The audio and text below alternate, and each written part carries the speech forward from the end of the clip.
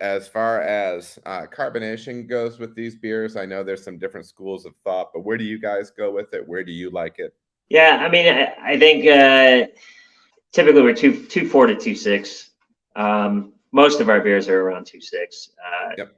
I think you can we're lucky enough to have a nice C-box carbonation and DO meter, and as we're running into the fermenter off the centrifuge, we're carbing in line, and we can pull samples during that run and measure carbonation and bump it up or down. But we can also Sure. taste samples off of that thing, and if you have a beer that maybe finished a point or two sweeter than you wanted it to, you could bump carbonation up a little higher, and vice versa.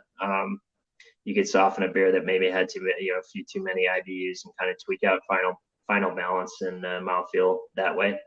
But generally, 2.6 is pretty much where we're going to land. Nice, because I know sometimes people talk about carbing those lower, getting it down 2.3 to kind of make it a little softer, rounder.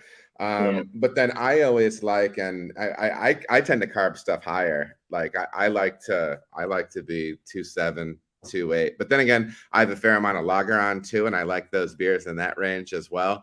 But I just think that I just think that added gas in there can just it lifts it. I think that's kind of the balance that you need to strike, because if you do have an effervescent beer, it's something that's actually forcing aromatics out.